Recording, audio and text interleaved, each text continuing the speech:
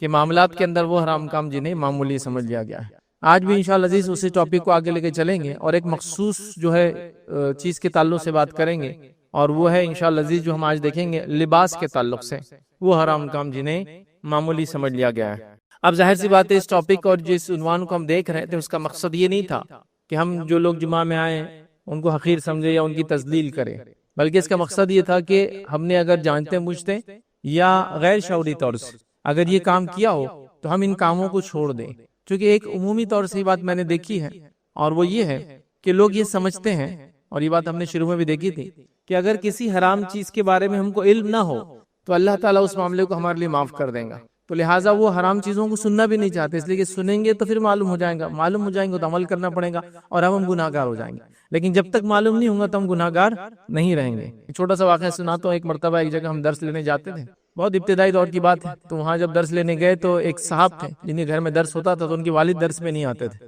تو ایک مرتبہ بچوں کو بولنے لگے کہ دیکھو میں جو تمہارے فیض صاحب آتے ہیں نا وہ بہت باریک باریک پیستے چیزوں کو، اس لیے میں ان کے درس میں نہیں آتا۔ کیوں بولے؟ اس کی وجہ دیکھو، سن لو بولے، اب میں آپ کو بتا دے رہا ہوں، سن لو۔ میں آتا نہیں تو میں سنتا نہیں تو میری پکڑ نہیں ہے، اب تم لوگ جاتے تو تم سنتے تو تمہاری پکڑ ہے، تو لہٰذا اب تم دیکھ لو تمہارا کیا معاملہ ہونے والا ہے۔ تو گویا ان کا یہ ایک بلیف تھی، سوچ تھی یا فکر تھی کہ اگر حرام چیزوں کو سنے نہیں تو عمل نہیں بھی کرے تو پوچھ نہیں ہوں گے۔ جیسا کہ اگر مجھے نہیں پتا کہ جوا کھیلنا حرام ہے تو میں کھیل سکتا ہوں، اگر مجھے نہیں پتا کہ سود لینا حرام ہے تو میں سود لے سکتا ہوں۔ تو ان کی یہ سوچ تھی کہ اگر ہمیں کسی چیز کا علم نہ ہو تو وہ کام اگر کر لے تو جائز ہے۔ تو بولنے لگے بچوں کو کہ باریک باریک پیستے ہو، تو اگر آپ جاتے تو آپ کو دیکھو مسائل معلوم ہو رہے مطلب آپ کی پوچھ ہونے والی۔ تو یہ تھاٹ پروسیس، یہ سوچ بالکل غلط ہے۔ آپ بتائیے اگر ایک شخص ہو جس کو حق معلوم، مطلب جس کے پاس تک توحید کی دعوت پہنچی ہو، ٹھیک ہے ہم سیدھے نہیں پہنچا پائے لیکن پہنچی ہو، تو کیا اللہ کے سامنے نہیں بول سکتا کہ میرے سامنے؟ اللہ کا کام ہے کہ اس کو بتائے توحید کیا تھی، حق کیا تھی۔ ورنہ جیسا اگر ہم یہ سوچے کہ مجھے حرام نہیں معلوم تھا تو میں عمل نہیں کر تو پوچھ نہیں ہوں گی، تو ایسے کئی لاکھوں کروڑ لوگ جو کہیں گے ہم تک مسلمانوں نے توحید کی پیغام نہیں پہنچا لہٰذا ہم کو پتہ نہیں تھا لہٰذا ہم جہنم میں نہیں جا سکتے۔ لیکن قیامت کے دن کوئی ایک بھی مشرک اور کافر یہ کہتے ہوئے قرآن کے اندر کوئی ذکر نہیں کہ یہ اللہ پہ الزام لگائیں گے کہ ہم کو پتہ نہیں چلا تھا تیرے دین کے بارے میں، تو یہ اللہ کا ذمہ اللہ پہنچا دے گا۔ تو لہٰذا کبھی ہوتا ہے جب ہم حرام کاموں کی بات کرتے ہیں تو لوگ سمجھتے ہیں ارے یار یہ تو ہم کو ٹارگٹ کیا جا رہا ہے، یار خامو خواہ گئے لیکچر میں نہیں آتے، سیریز میں تو آج بچ جاتے تھے۔ نہیں، یہ تو اللہ کا فضل ہے کہ اللہ نے وہ چیزیں جن سے وہ سزا دیتا آخرت میں ہم کو بتا دی اللہ کے رسول صلی اللہ علیہ وسلم کے ذریعے، قرآن کے ذریعے، تاکہ ہم اس سے بچ جائے۔ ورنہ اگر آپ نہ معلوم ہونے کی شکل میں بھی یہ کریں گے تو پکڑ تو ہے، پکڑ سے چھوٹ نہیں یاد رکھیے۔ کوئی یہ سمجھے کہ مجھے حرام چیزیں معلوم نہیں تھی تو اللہ پکڑ نہیں کرے گا، یہ بالکل بے بنیاد عقیدہ ہے، یہ غلط بات ہے۔ کیونکہ جس شریعت کو ہم نے ماننے کا دعویٰ کیا اس کے قوانین جاننا ہی ہمارا حق ہے۔ جیسا کہ اگر میں کسی ملک میں جاتا ہوں، اس کے ویزا اپنے پاسپورٹ پہ لگاتا ہوں، تو میں اس چیز کو مانتا ہوں کہ اس ملک کے تمام قوانین میں مانوں گا، تو میرا کام ہے اب جاننا کہ اس ملک میں کیا لے جایا جا سکتا ہے اور کیا نہیں لے جایا جا سکتا۔ وہ ملک نہیں بتائیں گا، آپ کا کام ہے، آپ آ رہے ہمارے ملک میں آپ جانو۔ تو جب میں نے لا الہ الا اللہ کہا تو صرف یہ لا الہ الا اللہ نہیں ہے، اس کے ساتھ جتنے کنڈیشن ہے سب کو میں نے مان لیا۔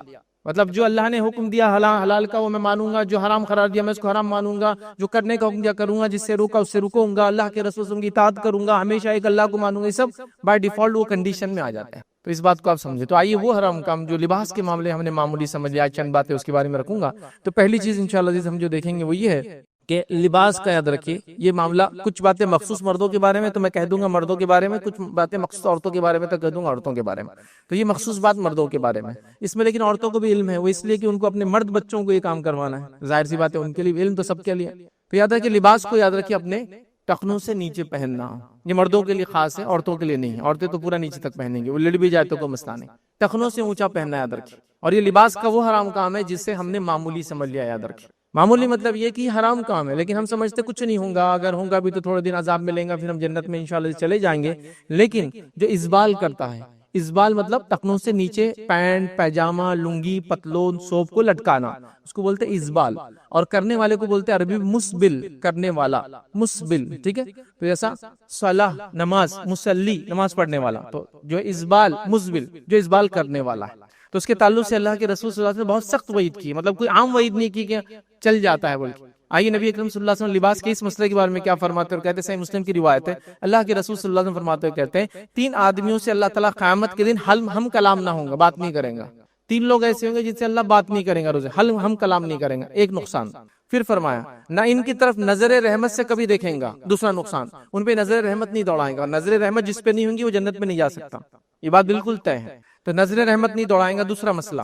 تیسرا آپ نے فرمایا اور نہ ہی انہیں گناہ سے پاک کریں گا، چونکہ نظر رحمت نہیں ڈالیں گا تو گناہ سے پاک، نہ ہی انہیں گناہ سے پاک کریں گا، پھر آگے فرمایا پاک کریں گا، بلکہ ان کے لیے دردناک عذاب ہوں گا۔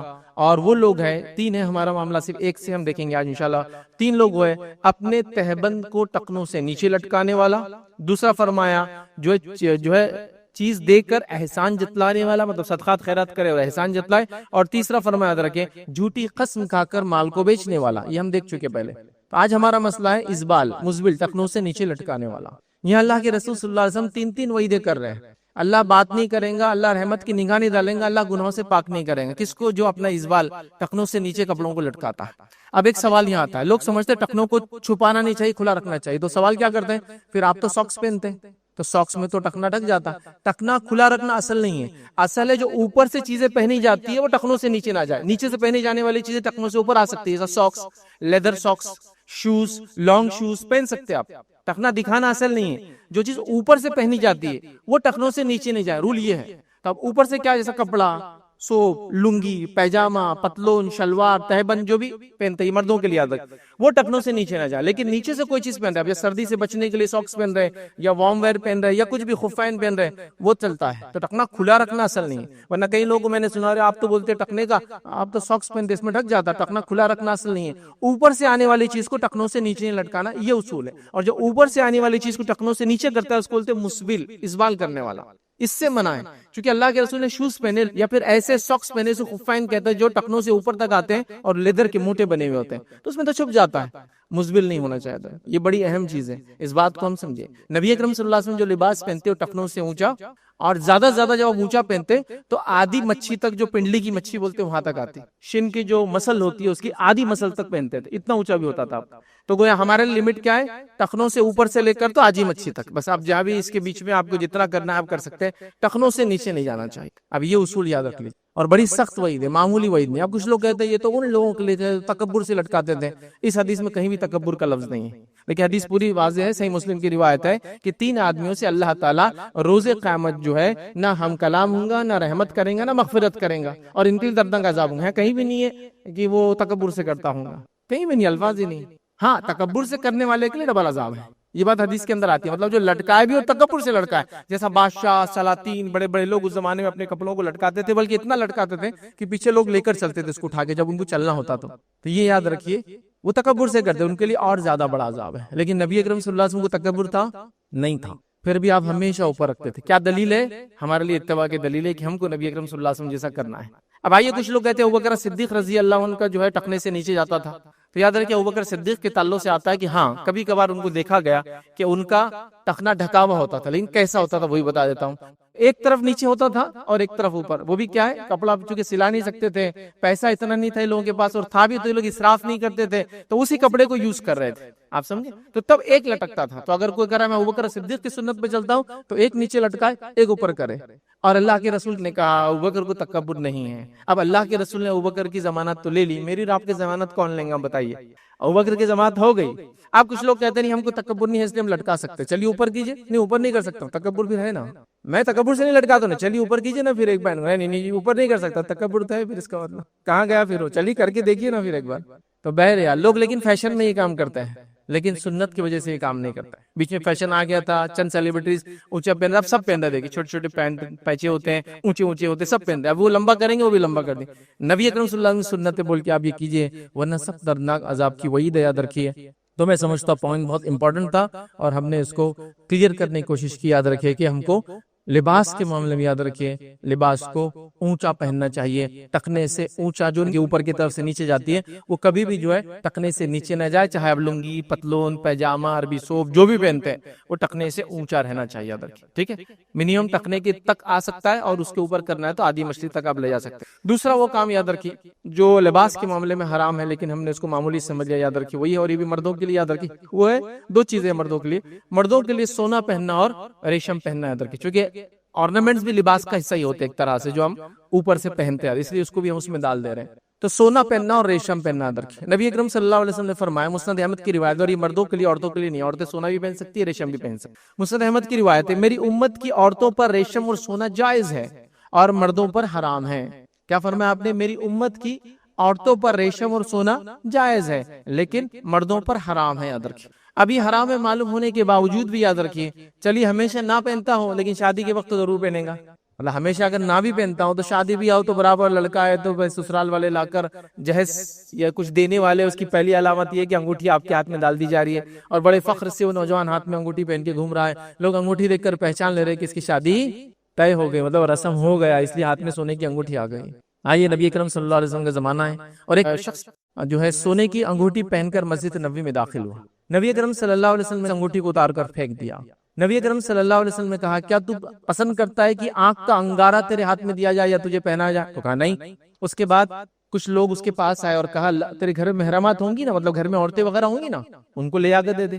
تو کہا اس انگوٹھی کو میں کبھی نہیں اٹھاؤں گا، جس کو اللہ کے رسول نے پھینک دیا اس کو نہیں اٹھاؤں گا۔ اس نے اس انگوٹھی کو ہی چھوڑ دیا۔ دیکھیے کیسی اتباع تھی صحابہ کی اور اس نوجوان کی، چونکہ ظاہر سی بات ہے یہ بڑا ٹف کام ہے، یاد رکھیے نوجوان اس کو سمجھ سکتے ہیں، اور وہ بھی آج کل کے نوجوان جو ٹرینڈز کے حساب سے چلتے ہیں، سوشل میڈیا کے دور کے حساب سے، ان کے پاس کسی فیشن کو فالو کرنا اتنا امپورٹنٹ ہوتا ہے کہ وہ کچھ بھی کر سکتے ہیں اس کے لیے۔ اب ایک شخص ایک ٹرینڈ کو اس زمانے کے فالو کر رہا تھا کہ سونے کی انگوٹھی پہنا تھا، رسول اللہ کے ایک جملے نے اس کو ٹرینڈ بدل دیا، اس کا ختم، ہمیشہ کے لیے ختم۔ اس سے کیا بات پتہ چلی کہ آپ کو جو بھی لباس آپ پہنتے، جو بھی چیز جسم پر پہنتے ہو، نبی اکرم صلی اللہ علیہ وسلم کے بتائے ہوئے طریقے سے، اور سونے کا کچھ بھی نہیں ہوگا، کسی بھی قسم سے نہیں ہوگا، کسی بھی چیز پہ نہیں ہوگا سوا اس کے کہ اگر وہ ضرورت کی چیز ہو تو، لیکن آرنامنٹ نہیں، جیسا کہ دانت کی جگہ دوسرا دانت لگانا ہے اور اس کے علاوہ کوئی آپشن نہیں کہ گولڈ کا لگائے تو جائز ہے، ناک کی جگہ کوئی اور ناک لگانا اور آپ کے پاس کچھ نہیں بنتی۔ اب میں یہ ناک کا کیوں ایگزامپل دے رہا ہوں، اللہ کے رسول صلی اللہ علیہ وسلم کے زمانے میں کیا ہوا، اس زمانے میں جب جنگ ہوتی تو عموماً انگلیاں اور ناک بہت کٹ جاتی تھی، جیسا آپ کسی نے وار کیا پیچھے ہٹے ناک چلے گئی، ہاتھ بچانے کے ہاتھ کی انگلیاں چلے گئی، کامن تھا۔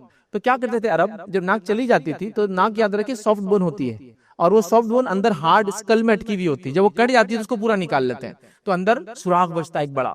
ابھی الحمدللہ آج کل ایسے لوگ نہیں دکھتے، لیکن پہلے ایسے لوگ دکھا بھی کرتے تھے، لوگ چہرہ ڈھک کے رکھتے تھے، ناک ایکسیڈنٹ میں چلے جاتی، سرجریز ہوتی نہیں تھی، پلاسٹک سرجری کامن نہیں تھی، کاسمیٹک سرجری تو کھلی ہوتی تھی ناک کی، اور ہم نے بچپن میں کچھ لوگوں کو دیکھا مانگنے والے ناک نہیں ہوتی تھی، تو ویسا ہوتا تھا۔ تو کیا کرتے تھے اہل عرب، وہ اب ناک نہیں تو اچھا نہیں دکھتا، تو ان کے پاس ایک سسٹم تھا، وہ لوگ چاندی کی ایک ناک بناتے تھے اور اس کو اندر اٹکا دیتے تھے تو تھوڑا خوبصورت لگتا ہے، اور چاندی کے چہرے ناک بنانا ہی اس زمانے میں کامن تھا۔ آپ دیکھیں اولڈ ایجز کے اندر، مڈل لیول ایجز کے اندر یہ کرتے تھے لوگ، چاندی کا چہرہ، چاندی کے گال جو کٹ جاتے تھے، کان کی جگہ چاندی اٹکا دیتے تھے، چاندی کا کان کامن تھا، تو چاندی کی ناک اٹکاتے تھے۔ تو ایک مرتبہ ایک صحابی اور کہ اللہ کے رسول میں چاندی کی ناک لگاتا ہوں، لیکن جب ہوا اس میں سے گزرتی ہے نا تو اس کی بدبو بڑی آتی ہے، اسمیلی ہوتی ہے چاندی، کیونکہ چاندی آپ کو پتا ہے نا آکسیجن سے جب وہ ہوتی ہے تو بلیکش کلر لیتی ہے، مطلب وہ ریئیکٹ کرتی ہے، آکسیڈائزیشن ہوتا ہے، اس لیے چاندی کی چیزوں کو آپ کو صاف کرنا پڑتا ہے، کالی ہو جائے تو کیا اسمیل کرتی ہے۔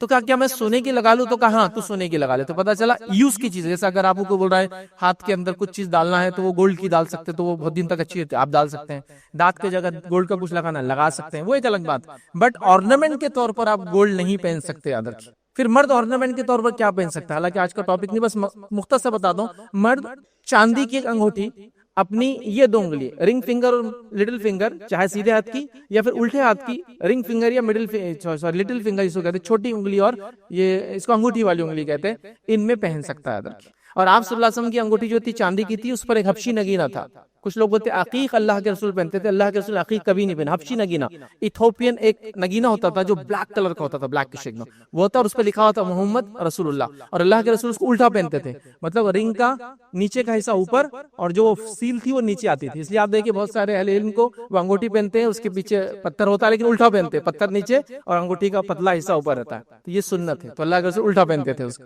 تو بہت سارے صحابہ بھی یہ کرتے تھے، اور صحابہ نے بعد میں اس عمل کو جاری رکھا، اس سے پتہ چلا یہ بھی آپ کر سکتے، کرنا ہے تو، لیکن سونے کی نہیں، سونے کے علاوہ وہ بھی منع یاد رکھے۔ اللہ کے رسول کے سامنے ایک شخص آیا جس نے اتنے لوہے کی پہنی، آپ نے پسند نہیں کیا، اس نے پیتل کی پہنی، آپ نے پسند نہیں کیا، اس نے چاندی کی پہنی، آپ نے خاموشی اختیار کی، تو پتہ چلا سونا تو حرام ہے، پیتل تانبا لوہا بھی نہیں پہن سکتا ایک مرد، صرف چاندی، تو اگر پہننا ہے تو پھر یہ پہنی بہرحال، تو سونا اور ریشم مرد پہ حرام ہے یاد رکھیں، اور ریشم بھی حرام ہے، تو ریشم کے کپڑے بھی مرد نہیں پہن سکتا، عورتیں پہن سکتی یاد رکھیں، لیکن ریشم کے کپڑے نہیں، کپڑے کے اندر کچھ حصہ ریشم کا ہو جائز ہے، جیسے نبی اکرم صلی اللہ علیہ وسلم کا ایک کرتا تھا جس کے کف انگلش میں بولتے وہ عربی کا لفظ ہے کف، تو جو کف تھے یاد رکھیے وہ مخمل کے، وہ جو ریشم کے تھے یاد رکھیے، تو آپ نے پہنا، اور اس کے اندر کا جو کالر کا حصہ ہوتا ہے جو گردن پہ لگتا ہے اس پہ ریشم لگا تھا، آپ نے وہ پہنا، تو پتہ چلا پارٹ ریشم ہو تو کوئی مسئلہ نہیں، جیسا کہ کسی کا کپڑا ہے اور ایک ریشم کی پٹی ہے خالی، یا پھر وہ گردن پہ چبھتا ہے کبھی کپڑا ہے نا، یا کاندھوں پہ چبھتا ہے تو وہاں ریشم ہے، یا کسی بیماری کی وجہ سے جہاں کپڑا لگتا ہے تو وہاں ریشم ڈال دیا، کف میں ریشم چلیں گے، پورا ریشم نہیں پہن سکتے، کمپلیٹلی ریشم کا لباس مرد نہیں بن سکتا، نہ ہی کرتا نہ ہی پیجامہ کمپلیٹ، کرتے اور پیجامے کا سرٹن پارٹ ریشم کا ہے جائز، ٹھیک ہے، تو اس بات کو یاد رکھ، لیکن سونا کسی بھی شکل میں جائز نہیں، سوائے جیسے میں نے بتایا جو نان آرنامنٹ کی شکل میں ہوتا ہے، جو میڈیکل یوز ہو سکتا ہے اس کا، وہ ایک الگ بات ہے یاد رکھ، ٹھیک ہے۔ اب کچھ لوگ یہ کہتے ہیں کہ سفر پہ گئے تو کچھ ہونا چاہیے، اچانک کچھ ہو گیا، یہ ہو گیا وہ ہو گیا، تو بہرحال چاندی رکھ سکتے ہیں اور کئی قیمتی چیزیں بہرحال میں رکھی جا سکتی ہے، اس کے لیے سونا ہی ضروری نہیں یاد رکھے، ٹھیک ہے۔ اور آج کل تو کوئی مسئلہ نہیں، ہر چیز کا والیٹ ہوتا ہے، ہر چیز آن لائن ہوتی ہے، تو وہ تو آپ کے زمانے میں تو ریلیونٹ بات رہی نہیں یاد، لیکن یاد رکھیے اس بات کو ہم خاص طور سے یاد رکھیے کہ سونے کی کوئی چیز ہم نہیں پہنیں گے۔ تیسری چیز یاد رکھیے جو لباس کے اندر آتی ہے یاد رکھیے، جس کو ہم نے معمولی سمجھ لیا، اور یہ عورتوں کے لیے خاص یاد رکھیے، وہ کیا ہے؟ عورتوں کا خوشبو لگا کر باہر نکلے، اس نیت سے کہ لوگ اس کی خوشبو کو محسوس کرے۔ نبی اکرم صلی اللہ علیہ وسلم نے منع قرار دیا ہے، یہ حرام ہے اور سخت ترین، سنگین ترین، بدترین جرم ہے۔ میں اتنے الفاظ کیوں ادا کر رہا ہوں؟ جب میں حدیث پڑھوں گا تو آپ سمجھ جائیں کتنا برا جرم ہے۔ سخت ترین، بدترین، سنگین ترین، گھٹیا سے گھٹیا یہ خوشبو لگانا۔ حدیث کے الفاظ سنیے، ذرا غور کیجئے، پھر بات سمجھ جائیں گے۔ مسند احمد کی روایت ہے، اللہ کے رسول صلی اللہ علیہ وسلم فرماتے ہیں، اور اللہ کے رسول صلی اللہ علیہ وسلم سچوں سے سچے ہیں، سب سے بڑے سچے ہیں، اتنا بڑا سچا دنیا میں نہیں گزرا تھا۔ آپ نے سچ بولا تھا، کیا بولتے ہیں آپ؟ غور سے سنیے، آپ فرماتے ہیں وہ عورت زانیہ ہے، وہ عورت جو خوشبو لگا کر باہر نکلے۔ سبحان اللہ، مذاق نہیں ہے، ایک مومن عورت اپنے نبی کے منہ سے زانیہ کا الفاظ نہیں سن سکتی، یاد رکھیں کتنا بڑا الزام ہے۔ اگر کسی کو آپ حرامی لفظ بول دے تو وہ چڑ جاتا ہے، حالانکہ اس میں اس کا قصور نہیں ہے، اس کے ماں باپ کا قصور ہو سکتا ہے زیادہ سے، ہے نا، اس کا کیا بیچارے گا؟ ولد الزنا جو ہوتی ہے اس کا کیا قصور رہتا ہے؟ وہ تھوڑی اپنے کنسنٹ سے بولتا ہے۔ یہاں ایک عورت کو اللہ کے رسول کیا کر رہے ہیں؟ زانیہ ہے۔ زانیہ عورت کیا ہوتی ہے آپ سب سمجھتے ہیں نا؟ وہ عورت جو اپنا منہ کالا کرتی، وہ عورت جو غیر مردوں کے ساتھ، جس کو کہیں گے بے شرمی کی جو حد ہوتی ہے اس کو پار کر جاتی ہے، زنا کرتی ہے، sex out of wedlock بولیں گے، شادی کے بغیر سیکس کرتی ہے، وہ الزام نبی اکرم صلی اللہ علیہ وسلم لگا رہے ہیں، اور اللہ کے رسول جھوٹ نہیں بولتے، یاد رکھیے۔ نبی اکرم صلی اللہ علیہ وسلم سچوں سے سچے، کیا فرما رہے ہیں؟ وہ عورت زانیہ ہے، وہ جو خوشبو لگا کے نکلتی ہے۔ اب کوئی مومنہ یا کوئی مسلمان عورت خوشبو لگا کے گھر سے باہر نہیں نکل سکتی بھائی، یہ بات تو بالکل طے ہے۔ کتنی سخت وعید ہے، لیکن آج دیکھیے عورتوں کو خوشبو لگا کر، بلکہ ان کے خوشبو کا ایڈورٹیزمنٹ نہیں کی جا رہا ہے کہ جب آپ چلو گے تو لوگ مڑ مڑ کے آپ کو دیکھیں گے۔ اب کوئی سوال کر سکتا ہے عورت پھر کیا لگائے؟ باڈی سمیلی ہو جاتی ہے، بدبو ہو جاتی ہے جس میں، تو کیا کرے؟ تو ہاں عورت خوشبو لگا سکتی، کون سی بتا دیتا ہوں۔ عورت اور مرد کی خوشبو میں ایک ڈیفرنس ہے، وہ یہ ہے کہ عورت ایسی خوشبو لگا سکتی ہے جس کا پیچ آتا ہو، کلر کا پیچ آتا ہو، لیکن اس کی فریگرنس نہیں آتی ہو، مہک نہیں اٹھنا چاہیے۔ اور آدمی کو اللہ کے رسول نے پیچ والی خوشبو سے منع کیا، اور وہ کے اندر خوشبو کی دو قسم تھی، ایک تھا جو دھبے کی شکل میں آتی تھی، مطلب اس کو اگر لگائے تو اس کا زعفرانی رنگ کا پیچ آ جاتا تھا، اس کو سونگنے تو خوشبو آتی تھی اس، لیکن وہ فریگرنس نہیں ہوتی تھی، مطلب جیسا کہ ایک عورت لگا لے تو جس میں اس کی بدبو نہیں آئیں گی، لیکن بازو والے کو سونگنے میں بھی نہیں آتی۔ یہ بات سمجھیے آپ، اس کو بولتے دھبے والی خوشبو جو مہکتی نہ ہو۔ اور مردوں کے لیے کون سی خوشبو ہے؟ دھبے والی خوشبو مرد نہیں لگا سکتا، وہ مہکنے والی لگا سکتا، تو عورت خوشبو لگا سکتی، کون سی خوشبو؟ جو پیچ کی شکل میں آتی، مطلب وہ خوشبو ہوتی ہے جو مہکتی نہیں ہے، بس وہ جہاں لگا جائے اس پارٹ کو اچھا کر دیتی، جیسا کہ آپ کو لگ رہا ہے ڈیوڈرنٹ لگانا چاہیے بغل میں، لگا لیجئے، لیکن مہکنا نہیں چاہیے، اس فریگرنس نہیں ہونا، اڑنا نہیں وہ مہک ہوا میں، چونکہ جتنے مرد سونگیں گے آپ گناہگار ہوں گے اور زانیہ کا ٹائٹل مل جائے گا۔ لیکن ہم نے دیکھا لوگ ایلیٹ کلاس کے نام پر، میں کسی کو ذلیل کرنے کے لیے بات نہیں کر رہا ہوں، لیکن حقیقت ہم سمجھیں گے تو انشاءاللہ عمل کریں گے۔ ایلیٹ کلاس کے نام پر باہر سے آئے تو کیسا پتا چلے گا کہ ہم باہر جا کے آئے تو ہم خوشبو لگا رہے ہیں؟ نہیں، خوشبو سے مت، آپ کے اخلاق سے پتا چلیں گا باہر جا کے آئے، آپ کے پیسے خرچ کرنے سے پتا چلیں گا، جو صدقات کرتے ہیں کہ آپ باہر سے جا کے آئے، ہے نا، غریبوں کو دیتے ہیں، مسکینوں کی مدد کرتے ہیں، ہاں یہ آپ کا وہ ہے، یہ باقی سب چیزیں نہیں، خوشبو تو نہیں ہے، اللہ کے لیے خوشبو مت لگائیے، ایک عورت نہیں لگا سکتے۔ ہاں پیچ والی خوشبو جو دھبا دیتی ہے لیکن فریگرنس نہیں ہوتی، اس میں خوشبو ہوتی ہے لیکن وہ مہکتی نہیں ہے، وہ لگانا جائز۔ تو میں سمجھتا ہوں بات واضح ہوگی۔ ابھی وہ عورتیں دھنی لے رہی ہے، آج کل میں نے دیکھا دھنی، مطلب کپڑے پہنتے ہیں اور آگ لگاتے ہیں، اس کے اندر عود وغیرہ ڈالتے ہیں اور اوپر کھڑے ہو جاتے ہیں، وہ اندر جاتی ہے اور اس کی اتنی مہک ہوتی ہے، تو اس عورت کو، یا ایسی عورت جو خوشبو لگا کے کرے، زانیہ ہے۔ آئیے دوسری روایت، مسند احمد کی روایت، نبی اکرم صلی اللہ علیہ وسلم فرماتے ہیں جو عورت خوشبو لگا کر مسجد کی طرف، مسجد کی طرف آ رہی مطلب نماز کو آ رہی ہے، کتنا بڑا کام ہے نا، جو عورت خوشبو لگا کر مسجد کی طرف گئی تو آپ سے فرما رہے ہیں وہ جب تک غسل جنابت کی طرح غسل نہ لے لے اس کی نماز بھی قبول نہیں ہوتی ہے۔ غسل جنابت مطلب انسان جب کرتا ہے، جب بیوی کے ساتھ ہم بستری کرتا ہے، جب تک وہ نہ لے اس کی نماز ہی قبول نہیں ہوں گی۔ کتنی سخت وعید ہے نا. تو اب کوئی خاتون خوشبو نہیں لگائیں گے انشاءاللہ. جیسے کوئی مرد تکنے سے نیچے اب نہیں پہنے, کوشش کریں گے اوپر کر لے, وقت کے ساتھ ہی صحیح, ابھی فولڈ کر کے صحیح, بعد میں کٹا کے صحیح, نہیں کر لیں گا. تو عورت بھی خوشبو نہیں لگائیں گے. تو خوشبو لگائیے لیکن پیچ والی, فریگرنس والی نہیں. اور مرد پیچ والی نہ لگائے, فریگرنس والی. اور مردوں کے لیے خوشبو کا مسئلہ نہیں, اس لیے یہ بات عورتوں کے لیے تھی خاص, میں نے کہا تھا. چوتھی چیز یاد رکھیں, جو یاد رکھیں گے, جو لباس کے معاملے میں حرام ہے, جس کو معمولی سمجھ جائے گا, وہ کیا یاد رکھیں, عورتوں کے چھوٹے اور باریک کپڑے. اب اس کا مردوں سے کیسے تعلق ہے, اور پہلی بات کا مردوں سے کیسے تعلق ہے؟ ظاہر سی بات ہے, آپ اپنی بیوی کو, اپنی بہن کو, اپنی ماں پہ دیکھیں گے یہ چیز تو یہ مسئلہ حل ہو جائے گا. جیسے آپ نے دیکھا کپڑے صحیح نہیں ہے, خوشبو لگا رہی ہے آپ کی بہن یا بیوی, تو آپ کا یہ بیگم یہ نہیں ہو سکتا, اور باجی یہ نہیں ہو سکتا, یا بہن یہ نہیں ہو سکتا, امی یہ مت کیجیے, روکنا پڑے گا آپ. تو اسی طرح جو ہے یہاں بھی یاد رکھیے, عورت اگر پتلا اور باریک لباس پہن رہی ہے تو اس کا مطلب مردوں کی آنکھوں کا پانی مر گیا ہے, جبھی تو وہ پہن رہی ہے ویسا لباس. تو آئیے اللہ کے رسول کیا فرمایا, لیکن عورت تو خود سمجھ ہونا چاہیے اس کی. حدیث کے الفاظ سنیے, بڑے سخت الفاظ ہیں, اور لباس کا معاملہ ہے. نبی کریم صلی اللہ علیہ وسلم فرماتے ہیں, صحیح مسلم کی روایت ہے, جہنمیوں کی دو ایسی قسمیں آپ سے فرماتے ہیں جو میں نے اپنے زمانے میں نہیں دیکھا, آنے والے زمانے میں آئیں گی. جہنمیوں کی دو ایسی قسمیں جو میں نے اپنے زمانے میں نہیں دیکھا, آنے والے زمانے میں آئیں گی. کیا ہے؟ پہلی وہ قسم, ایسی قوم آئیں گی جو گائے کی دم کی طرح ان کے پاس کوڑے ہوں گے اور لوگوں کو ماریں گے, مطلب ظالم حکمراں, ظلم کرنے والے حاکم. پہلی قسم ہوگی. اور دوسری قسم وہ عورتوں کی ہے جو کپڑے پہننے کے باوجود ننگی ہوں گی, سیدھی راہ سے بہکنے والی اور دوسروں کو بہکانے والی ہوں گی, اور سر پر بختی اونٹوں کے کوہان کے جیسے جوڑے ڈالیں گی. بختی اونٹ سمجھتے ہو, وہ اونٹ جس کے اوپر ایک ہم پا جاتا ہے, اور وہ چربی کی وجہ سے ہوتا ہے, اور وہ صرف سیدھا نہیں رہتا, ڈھل جاتا ہے. اب وہ اونٹ تو ہمارے زمانے میں نہیں, تو میں آپ کو بیل کا ایگزامپل دوں گا. یہ جو سانڈ ہوتے ہیں نا راستوں پہ کبھی آپ کو ملیں گے, ان کے کاندھا دیکھو کیسا ہوتا ہے, گول, عام بیلوں کا نہیں ہوتا ہے, اور وہ اتنا بڑا ہوتا ہے کہ ایک طرف گر جاتا ہے کبھی, اس کے چربی کی وجہ سے, چونکہ وہ کام نہیں کرتا, صرف چرتے پھرتا ہے. تو وہ اس کو بولتے ہیں کوہان. تو وہ بیل کی کوہان ہے, لیکن اونٹ کے بیچ میں آتی ہے, سینٹر میں آتی ہے, اس کے سامنے نہیں آتی, سینٹر میں. تو کوہان کے جیسا ہوں گا, مطلب وہ اپنے سروں پر جوڑے ڈالیں گی. جوڑے کا مقصد کیا ہوگا؟ لوگوں کو اٹریکٹ کرنا. ٹھیک ہے. تو آپ سے فرماتے ہیں بختی اونٹوں کی جو ہے کوہان کی طرح ہوں گی. ایسی عورتیں جنت میں داخل نہ ہوں گی, بلکہ جنت کی خوشبو بھی نہیں نصیب ہوں گی ان کو. حالانکہ جنت کی خوشبو فلاں فلاں مقام تک آتی ہوں گی, جنت کی خوشبو بھی نہیں سونگ, مطلب اتنے دور سے لے جایا جائے گا جہنم میں کہ اس کی اسمیل بھی اس کو سونگنے کے لیے نہیں دیا جائے گا. کس عورت کو؟ کپڑے پہنے ہوئے ننگی ہونا. اس کا معنی کیا ہے؟ اس کا معنی ہے کپڑے تو ہے لیکن اتنے پتلے کہ دکھتا ہے, کپڑے تو ہے اتنے چست ہے کہ پوری باڈی سمجھ میں آتی ہے, یا کپڑے ہی غائب ہے سیدھے سے. ہمارے پاس دونوں مسئلے ہیں, کپڑے بھی غائب ہے, چست بھی ہے, اور پتلے بھی ہے. جیسے آج کل تو ہاتھوں تک تو کپڑا پہننا ہی نہیں, سمپل. تو ایک عورت کا ہاتھ یہاں سے یہاں تک کھلا ہے, اب ہاتھ کھلا ہے تو ہاتھ اٹھا دے تو بغل بھی کھلا ہے, اس کا مطلب تو یہ تو چلا ہی گیا سمجھو. اب تھوڑا دیندار طبقہ کیا کر رہا ہے, اس کو ڈھاک رہا ہے. کس سے ڈھاک رہا ہے معلوم؟ آپ کو جالیوں سے ڈھاکا جا رہا ہے. اللہ تعالیٰ کو کیا جواب دیں گے, اس ہاتھ کھلا ہے وہ. یہی تو حدیث کا معنی ہے, کپڑے پہنے ہوئے ننگی ہوں گی. یا پھر کپڑا تو پورا پہنا, اتنا چست پہنا کہ وہ نہ پہنتی اور پہنتی دونوں ایک جیسا ہے. کپڑا کیا ہے تو برقع بھی اتنا چست ہے کہ وہ پہنے اور نہ پہنے ایک جیسا ہے, کہ اندر کون ہے کیا ہے ساری ساخت پتہ چل جاتی ہے. ساخت سمجھتے ہیں, باڈی کا فگر اور شیپ سمجھ میں آ جاتا ہے. انگلش کے الفاظ کامن ہے, جلدی سمجھ میں آ جاتے ہیں. ساخت, نشیب و فراز اردو میں بولتے ہیں. اب اتنا بولوں گا تو آپ اس کو ڈھونڈتے بیٹھیں گے نشیب و فراز کیا ہے. باڈی کے اپس اینڈ ڈاؤنس, اس کو بولتے ہیں نشیب اور فراز, اوپر اور نیچے سب دکھ رہے ہیں چست کپڑوں کی وجہ سے. یہی معنی ہے پہنی ہوں گی لیکن ننگی ہوں گی. کپڑا کس لیے دیا جاتا ہے؟ جسم کے عیب چھپانے کو, جسم کی ساخت چھپانے کو.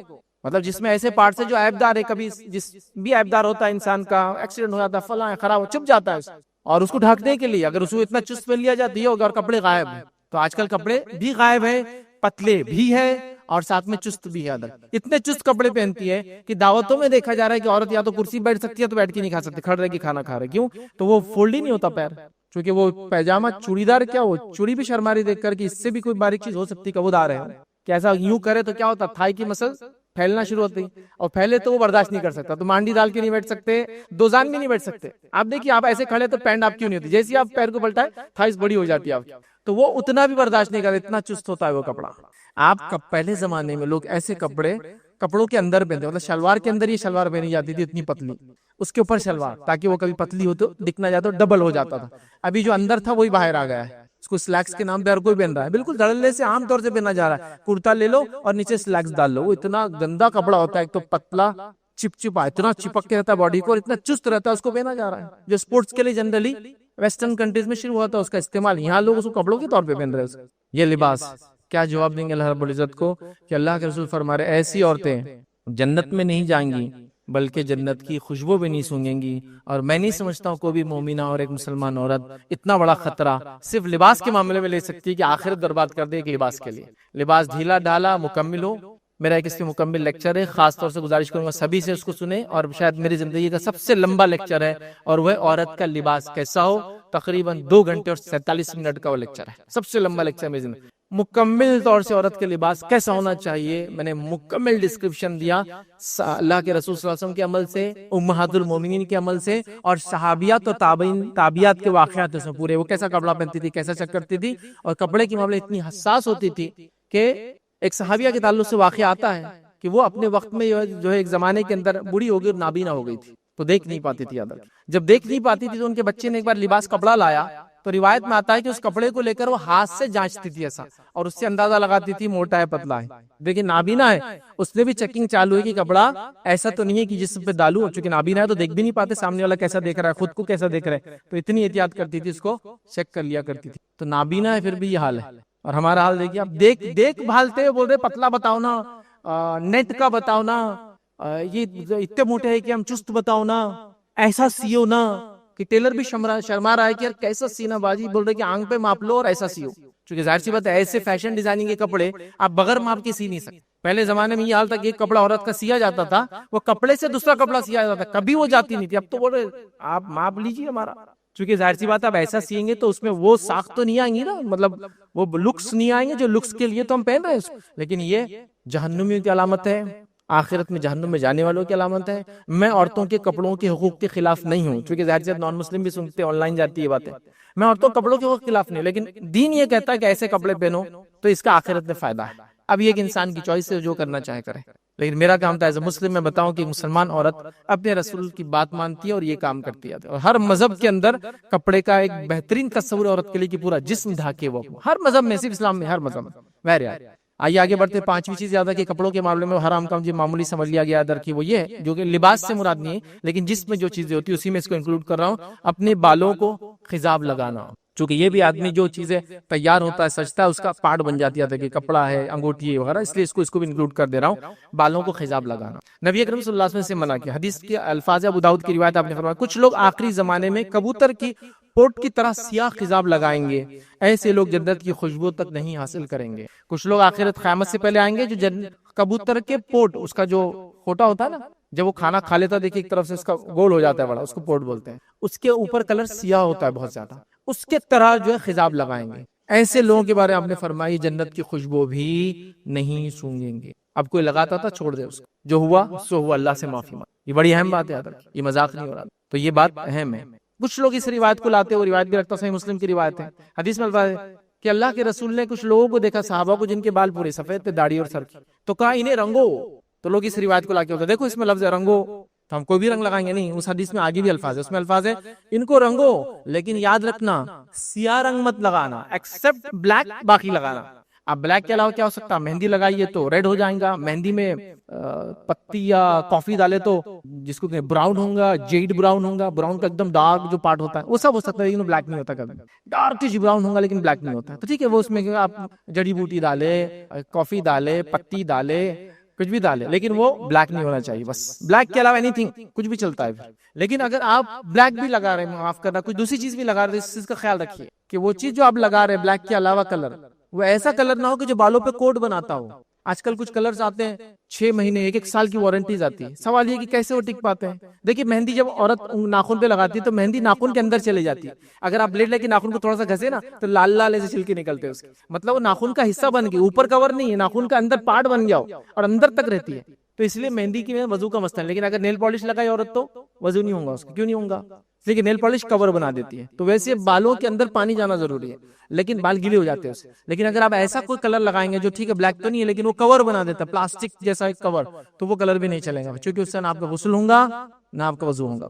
ٹھیک ہے، تو اس بات کو بھی آپ سمجھے. تو بلیک مت لگائیے، اس کے علاوہ لگائیے. دیکھیے تھوڑے دن ہم کو بلیک کلر لگانے سے اچھا دکھتا ہے، دور سے دیکھنے والے کو ہم بوڑھے نظر نہیں آتے، نزدیک آنے والا تو پہچان ہی لیتا ہے. وہ دیکھیے اسکن ڈھل جاتی ہے، لوز ہو جاتی ہے سر کی، اور آپ کالے بال کیے تو کوئی بھی سمجھ جاتا ہے یہ نمبر گاڑی کی رینیو کری ہوئی ہے. یہ گاڑی 15 سال آلریڈی چل چکی ہے، ایکسپائر ہو چکی ہے، اس کو رینیو کیا گیا. ہوتا ہے نا پرانی گاڑی کو دیکھے نیا نمبر تھا بولتے اچھا رینیول ہو گیا اس کا، تو یہ تو رینیول ہے، جب بھی سمجھ میں آ جاتا ہے. چھپتا نہیں ہے تو پھر کیا کس کو بتانا آپ کو بتائیے. ہاں کالا رنگ ایک جگہ لگا سکتے ہیں آپ بولیں گے آپ جلدی بتائیے بار یہ موقع تو ہم کو چاہیے اور وہ ہے جنگ کے میدان میں آپ لگا سکتے. تو آپ بولیں ہاں شادی بھی تو میرے لیے جنگ کا میدان ہے بچی کی, ماحول میں نکلنا بھی تو جنگ کا میدان ہے میرے لیے. نہیں نہیں نہیں, صرف جنگ کے میدان. اس لیے کہ جنگ کے میدان میں کبھی اگر سفید بال والے لوگ دکھیں گے سامنے فوج کو تو ان کے مورائل ہائی ہو جاتے ہیں, ان کے جذبے بڑھ جاتے ہیں کہ ارے بوڑھے لڑنے آئے اب تو ہم جیت جائیں گے. تو وہاں صرف جائز ہے بس ایک ہی مقام, وہ بھی دھوکہ, چونکہ جنگ کا اللہ کے رسول نے جنگ دھوکہ ہے, جنگ دھوکہ ہے. جنگ میں اللہ کے رسول سے پوچھا کہ ہم کہاں جائیں گے تو آپ کبھی جانا ہوتا تھا ساؤتھ بولتے تھے نارتھ جائیں گے.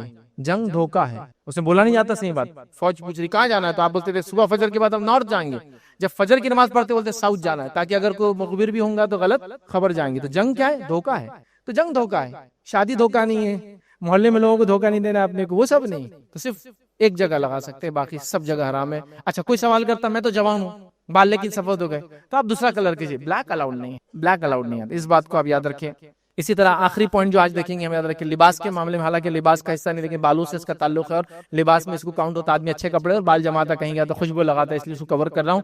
وہ یہ یاد رکھیں نقلی بال لگانا, نقلی بال لگانا مرد عورت دونوں کے لیے حرام ہے یاد رکھیں, اور بالوں کو کلر کرنا مرد عورت دونوں کے لیے حرام ہے یاد رکھیں. یہ کامن پوائنٹ تھے اس لیے بولا نہیں میں نے کس کے لیے, تو یہ بھی یاد ہے کہ نقلی بال لگانا. نبی اکرم صلی اللہ علیہ وسلم فرماتے ہیں, صحیح مسلم کی روایت ہے, ایک عورت آئی نبی اکرم صلی اللہ علیہ وسلم کے پاس اور کہا اللہ کے رسول میری بیٹی بیمار تھی اور بیماری سے اس کے بال چلے گئے, وہ بیچاری ٹکلی ہو گئی. اب دیکھیے ایک ماں پہ کیا صدمہ, بیٹی کے بال چلے جانا تو کتنا ضروری ہے, عورت کے لیے بال اس کی خوبصورتی کا پارٹ ہے, ٹھیک ہے.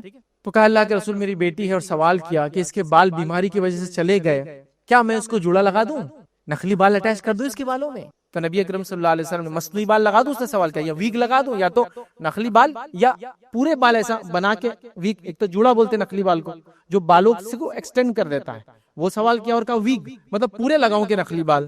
تو آپ نے فرمایا استی بالوں کے ساتھ دوسرے بال لگانے والی اور لگوانے والی عورتوں پر اللہ کی لعنت ہے. مطلب مت لگاؤ, اللہ کی لعنت, مطلب لعنت کا مطلب ہوتا ہے خیر سے محروم کر دے اللہ, اور اللہ کی لعنت مطلب اللہ خیر سے محروم کر دیتا, کوئی آپ کو خیر نہیں ملے گا, اچھائی نہیں ملے گی. تو دیکھیے آپ نقلی بال نہیں, ویگ نہیں. نقلی بال سے مراد یہ کہ آپ کے بال ہیں, آپ اس میں اٹیچمنٹ لگا رہے ہیں, وہ گرم کر کے چپکا دیتے ہیں آپ کے بال, وہ پھر وہ ہیلدی بھی رہتے ہیں, اگتے بھی اندر, جائز نہیں ہوا. اور ویگ لگانا ہے, بیچ میں بال نہیں تو آپ ایک ویگ چٹکا دے رہے ہیں, جائز نہیں, دونوں جائز نہیں. آپ کوئی سوال کر سکتے چونکہ آج کل ماڈرن ایج ہے تو ہیئر ری گرو کر رہے ہیں, تو ہیئر ری گرو کرنا جائز ہے, وہ نقلی بال لگانے میں نہیں آتا. چونکہ آپ نے اپنے بال نکالے باڈی کے اور اپنے سر پہ لگا لیے اس کو, یا سر کے پیچھے کیسے نکالے آگے لگا لیے, وہ ہے, وہ جائز تو ہے لیکن اس کے نقصانات وہ آپ کا ذمہ ہے. نہیں تو میرے فیض نے بول دیا میرے کو لگانا ضروری ہو گیا, نہیں, اس کے نقصانات آپ کا ذمہ ہے. تیل نہیں لگا سکتے, بال نہیں جما سکتے, گھس کے دھو نہیں سکتے, سوئمنگ کو جا نہیں سکتے, اس کی اپنے مصیبتیں ہیں. پھر یاد رکھیں چونکہ وہ ری گرون ہیئر ہوتے ہیں اور وہ بہت اس کو مینٹین کرنا پڑتا ہے. مطلب آپ کہ سمجھو اگر ایک شادی ہو تو 2 شادیاں ہو جاتی, پھر آپ کی اس کو بھی سنبھالو اور اس کو بھی سنبھالو. مطلب وہ عام چیز نہیں ہے, ایک تو کاسٹلی ہے, مہنگی ہے, اور اگر کبھی اللہ نہ کرے پرابلم ہو جائے اس میں, اور ہو رہے بہت سارے لوگوں کے, دین نیکسٹ لیول کے ایشوز آتے ہیں, یاد رکھیں. تو وہ آپ کا ذمہ ہے, میرے صرف بولنے سے جائز ہے, آپ کریے نہیں کریے آپ کی چوائس. کہ تو کیا ہوتا ہے کبھی سرجری نقصان مطلب غلط ہو جا رہی ہے, انفیکشنز ہو جا رہے ہیں, اور بال جما نہیں پا رہے زندگی بھر, اور اس کو نکال بھی نہیں پا رہے, بہت تکلیف ہوتی ہے, وہ ایک الگ بات ہے. لیکن اپنے ہی بالوں کو اگر کوئی لگا رہا ہے, ریگرو کر رہا ہے تو جائز ہے. اس میں میرے آلریڈی کلپس ریکارڈڈ ہے, آپ اس کو دیکھ لیں. لیکن پسند میں تو کہوں گا ایک سمپل رہیے اور اچھے رہیے, بس مست رہیے, جیسے ویسے چلنے دیجیے. ویسے بھی ایک مرد کے لیے کوئی مسئلہ نہیں, بال اس کے سر پہ ہوتے ہی نہیں ہوتے, اور اللہ تعالیٰ نے عورتوں کو خصوصیت ہی دے دی, ان کے بال کبھی نہیں جاتے, کم ہوتے ہیں لیکن جاتے نہیں. دادی پردادی سگر دادی بھی زندہ ہوں گی نا, بال ہوں گے ان کو, پتلے ہو گئے ہوں گے لیکن ختم نہیں ہوتے. اللہ کو پتا ہے اس کی خوبصورتی, اس کو باقی رکھو. میاں بھائی کو کوئی مسئلہ نہیں, بال رہے نہیں رہے, ان کی خوبصورتی اپنی الگ ہی ہے. بہرحال الحمدللہ ان کا اپنا سواگ ہے, اپنا ایک طریقہ ہے زندگی جینے کا, اور اسے بالوں میں اس سے کوئی اڑچن نہیں آتی الحمدللہ. ایمان ہے, ہیلدی ہے, نمازیں پڑھ رہے, سجدے کرنے کی توفیق اللہ نے دیا, بس باقی سب دیکھا رہے گا, کوئی چیز ہے نہیں ہے, چلتے رہیں گے. تو بہرحال اس کو یاد رکھیں. تو نقلی بالوں کا آج کل بہت سسٹم چل رہا ہے, اللہ کے لیے نقلی بالوں کو اوائڈ کیجیے, چونکہ اللہ کی لعنت ہے لگانے والے پہ بھی اور لگوانے والے پہ بھی. تو یہ رسک تو ہم لے نہیں سکتے صرف بالوں کے لیے یار, آخرت میں اگر کامیاب ہو گئے تو اتنے خوبصورت ہو جائیں گے. حدیث میں الفاظ ہے جب جنت کے بازار لگیں گے, اور جنت کا بازار جمعہ کے دن لگتا ہے یاد رکھیے, لیکن وہ جنت کا بازار ہے بھائی, اس کا لیول ہی نیکسٹ ہے. تو جب روایت میں آتا ہے جب مرد نکلیں گے, چونکہ عورتیں اس بازار میں بھی نہیں جائیں گی, یاد روایت میں الفاظ ہے مر جائیں گے, تو وہاں ہوا چلیں گی, اور ہوا میں کیا اڑیں گے معلوم آپ کو, دھول کی جگہ مشک, اور اس کے ساتھ ساتھ آپ کا زعفران اڑے گا. جب وہ مشک اور زعفران اڑ کر آ کے چہرے پہ لگیں گا تو ان کی بیوٹی بڑھ جائیں گی. تو جب وہ بازار جا کر گھر آئیں گے تو ان کی بیویاں کہیں گے آپ تو اور خوبصورت ہو کے جانے سے پہلے جتنے تھے. تو شوہر کہیں گے اپنی صورت کو بھی دیکھو، چونکہ اللہ نے ان کو بھی ڈبل بیوٹی کر دیا ہوں گا، ان کو بھی خوبصورت بنا دیا ہوں گا. تو مرد اس بازار میں جائیں گے جہاں خوبصورتی بڑھ جائیں گے. ان بازاروں میں جانے کے لیے خوبصورت بنانا پڑتا ہے اپنے آپ کو، کالا پیلا نیلا ادھارا لگا کے جانا پڑتا.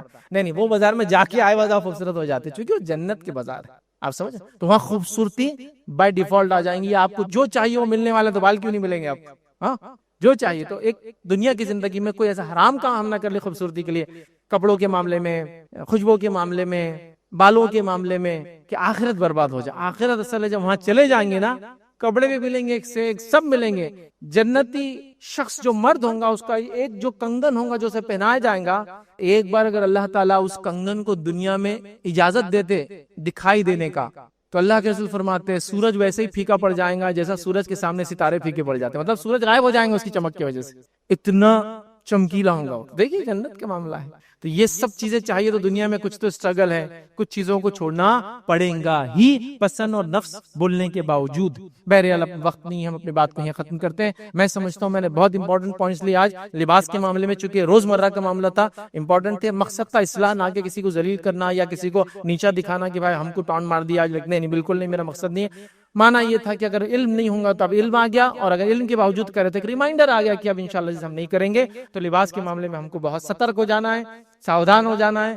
رائٹ کائنڈ آف ہم کو لباس اور کپڑا پہننا ہے تاکہ آخرت کے مسائل سے ہم بچ جائے. دنیا بہرحال جو بولے بولتی رہیں گی، اس نے ہر کسی کو بولا، اچھوں کو بھی بروں کو، لیکن آخرت سنورنا یہ اصل چیز ہے. اسی بھی اپنی بات کو میں ختم کروں گا. اللہ رب العزت سے دعا ہے کہ اللہ سبحانہ تعالیٰ ہم تمام کو لباس کے اور تمام معاملات میں حلال کام کرنے کی توفیق عطا فرمائے. اللہ رب العزت ہمیں ہر معاملات میں اپنی زندگی کے حرام چیزوں سے جو ہماری حفاظت کرے اپنے اس دعوے کے اندر. اسی طرح جو ہے اللہ سبحانہ تعالیٰ سورہ کہف سورہ نمبر 18 آیت نمبر اس کی 7 میں فرماتا اور کہتا ہے اِنَّ جَعَلْنَا مَا عَلَى الْأَرْضِ زِينَةً لَهَا لِيَبْلُوَهُمْ أَيُّهُمْ أَحْسَنُ عَمَلًا. اللہ فرماتا اور کہتا ہے کہ روئی زمین پر جو ہے ہم نے اسے زمین کی رونق کا باعث بنا دیا ہے. زمین کے اوپر تمام جو چیزیں ہیں ہم نے اسے رونق کا باعث بنا دیا. جو کچھ اللہ نے اس میں پیدا کیا، اس میں رکھا ہے. اور آگے فرمایا لَهَا لِيَبْلُوَهُمْ أَيُّهُمْ أَحْسَنُ عَمَلًا، تاکہ تمہیں آزمائے تم میں کون ہے جو اچھے اعمال کرتا ہے. تو گویا زمین پہ جو کچھ اللہ نے پھیلا رکھا ہے یہ اللہ رب العزت کا ایک ٹیسٹ ہے کہ اللہ فرما رہا ہے کہ ہم نے زمین پہ جو کچھ ہے اس کو زینت بنایا ہے، اور اس کے ذریعے ہم تمہارا امتحان لیتے ہیں کہ کون اس میں اچھے اعمال کرتا ہے. زینت وہ چیز ہوتی ہے جو انسان کی نظروں میں چمکے، جس کی طرح وہ متوجہ ہو، جو وہ کرنا چاہے. تو جو کچھ زمین میں ہے یہ زینت ہے، اور اس کے ذریعے اللہ آزماتا ہے کون ہے جو اس کے اندر جو ہے اچھے اعمال کرتا ہے. اللہ نے کیا کچھ دنیا میں نہیں بنایا، اور اس کے بعد اس کی مناہیات دے دی کہ یہ حرام ہے اور یہ حلال ہے، اور پھر آزما رہا ہے اب کون ہے جو حرام سے بچتا ہے اور کون حلال کی طرف جاتا ہے اور اچھے اعمال کرتا ہے. تو گویا یہاں بھی جو اللہ فرما رہا ہے کہ دنیا جو اس نے بنائی، تمام چیزیں جو بنائی، یہ بھی ایک قسم کا ٹیسٹ اور آزمائش ایک مومن کے لیے یاد رکھیے. اسی طرح اللہ سبحانہ تعالیٰ فرماتا ہے سورہ انبیاء سورہ نمبر 21 اس کی آیت نمبر 35 میں اللہ کہتا ہے اور فرماتا ہے وَنَبْلُوَكُمْ بِالشَّرِّ وَالْخَيْرِ فِتْنَةٌ وَإِلَيْنَا تُرْجَعُونَ. اللہ فرماتا اور کہتا ہے ہم بطریق امتحان، ہم بطریق آزمائش تم میں سے ہر ایک کو برائی اور اچھائی سے جو ہے ٹیسٹ کرتے ہیں. ہم بطریق امتحان تم میں سے ہر شخص کو اچھائی دے کر اور برائی دے کر جو ہے جانچتے ہیں، امتحان کرتے ہیں، بھلائی میں مبتلا کرتے ہیں، اور تم سب کو ہماری ہی طرف لوٹ کر آنا ہے. تو اس آیت میں اللہ یہ فرما رہا ہے کہ یہ ہمارا طریقہ ہے کہ ہم ایسا ٹیسٹ کرتے ہیں، ایسا امتحان لیتے ہیں لوگوں کو اچھائی دے کر اور برائی دے کر، شر اور خیر دے کر. شر اس اعتبار سے کہ ظاہری طور سے لگے مجھے کہ اگر میں ایمان پر چلوں تو دنیاوی نقصان ہوگا، مجھے لگتا ہے، لیکن اس میں آخرت کے اعتبار سے خیر ہے. یا اس اعتبار سے کہ اللہ ہمیں خیر دے دیتا ہے اور آزماتا ہے، کہیں شر کی طرف ہم متوجہ تو نہیں ہوتے. تو گویا اللہ نے جو خیر اور شر دیا ہے یہ دونوں کے ذریعے اللہ رب العزت ہمیں اور آپ کو آزماتا ہے. یاد رکھیے انسانوں کو آزماتا ہے. اس کا اصل مقصد ہی یاد رکھیے انسانوں کی آزمائش ہے. تو اللہ رب العزت نے اس چیز کو اعلان کر دیا کہ خیر اور شر کے ذریعے اللہ سبحانہ تعالیٰ مجھے اور آپ کو آزماتا ہے. یاد رکھیے تو کسی چیز کا خیر ہونا، اس میں کیسی آزمائش ہو سکتی ہے؟ آزمائش یہ ہے کہ اللہ نے بہت ساری نعمتیں دنیا کی دے رکھی ہے، اب جانچنا چاہتا ہے کیا حرمت سے بچتے ہو یا حرام کاموں میں جو ڈوب جاتے ہو. اسی طرح کچھ نعمتیں اللہ دنیا کی چھین لیتا ہے اور پھر آزما کے دیکھتا ہے کیا شکر گزار بنتے ہو اللہ کے یا ناشکری کرتے ہو اس حالت کے اندر. تو گویا خیر اور شر دونوں کے ذریعے اللہ رب العزت میرا اور آپ کا، ہم تمام کا جو ہے امتحان لیتا ہے. اسی طرح جو ہے جب اللہ رب العزت مومنوں کو لیکن آزماتا ہے، ان کا ٹیسٹ لیتا ہے، تو یاد رکھیے اس آزمائش کا بدلہ بھی دیتا ہے. صرف آزمائش ہی نہیں کہ ہمیں صرف ٹیسٹ کیا جائے، آزمایا جائے، بلکہ اس آزمائش کا ہمیں بدلہ ملتا ہے۔ اور نبی اکرم صلی اللہ علیہ وسلم فرماتے ہیں، صحیح مسلم کی حدیث ہے، بہت زبردست حدیث ہے، یاد رکھیے اس بات کو آپ سمجھ گئے، حدیث میں جو بیان کی جا رہی ہے تو انشاءاللہ العزیز ہر آدمی جس حالت میں ہے اللہ کا شکر ادا کرے گا اور خوش زندگی گزارے گا، افسوس زدہ نہیں ہوگا، پریشان نہیں ہوگا، جس طرح سے آج ہم چھوٹی چھوٹی مصیبتوں پر پریشان ہوتے ہیں۔ آئیے سنیے نبی اکرم صلی اللہ علیہ وسلم کیا فرماتے ہیں۔ آپ صلی اللہ علیہ وسلم ایک مجلس میں بیٹھے تھے، صحابہ آپ کے اطراف تھے، آپ مسکرائے۔ صحابہ نبی اکرم صلی اللہ علیہ وسلم کو دیکھتے رہے کہ آپ مسکرائے۔ جب آپ کا مسکرانا ختم ہوا تو اللہ کے رسول نے پوچھا، کیا تم مجھ سے پوچھو گے نہیں میں کیوں مسکرایا؟ کیا مجھ سے سوال نہیں کرو گے کہ میں اچانک کیوں مسکرایا؟ تو کہ اللہ کے رسول بتا دیجیے آپ کیوں مسکرائے؟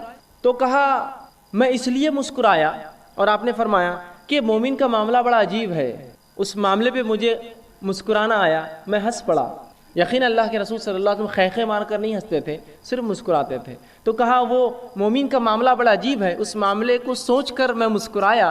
کیا معاملہ عجیب ہے؟ مومن کا معاملہ عجیب ہے، اور وہ یہ ہے کہ جب اللہ رب العزت اسے فراوانی دیتا ہے، دنیا کی اچھی زندگی دے دیتا ہے، اولاد دے دیتا ہے، دھن دولت مال دے دیتا ہے، جب اچھی زندگی دیتا ہے تو یہ شکر ادا کرتا ہے، یہ اس کے لیے اچھا ہے۔ اور جب اللہ اس کو تنگ دستی دیتا ہے، محتاجی دیتا ہے، اور دنیا کی زندگی میں کچھ کم کر دیتا ہے تو مومن صبر کرتا ہے، یہ اس کے لیے بہتر ہے۔ اور یہ دونوں حال میں اس کے لیے خیر ہے کہ اگر اچھائی دے تو شکر کرے، یہ اس کے لیے بہتر، اگر برائی ہو تو صبر کرے، یہ اس کے لیے بہتر۔ اور یہ معاملہ مومن کے علاوہ کسی اور کا نہیں ہے۔ اسی تعجب پر میں مسکرایا، اس بات کا مجھے عجیب لگا کہ اللہ مومن کو دونوں حال میں دیتا ہے بدلہ۔ دیکھیے نا کتنی اچھی بات ہے کہ اگر میں فراوانی میں ہوں، خوشحالی میں ہوں، تب بھی بدلہ پا رہا ہوں اس کا شکر ادا کر کے، اور اگر تنگ دستی میں ہوں، بدحالی میں ہوں، مصیبتوں میں ہوں، کسی آزمائش میں ہوں، تب میں اللہ کے سامنے صبر کر رہا ہوں، اللہ سے اس کا اجر طلب کر رہا ہوں، یہ معاملہ بھی خیر ہے۔ گویا مومن کو مصیبت بھی فائدہ دے رہی ہے، مومن کو جو فراوانی فائدہ دے رہی ہے، تنگ دستی میں بھی معاملہ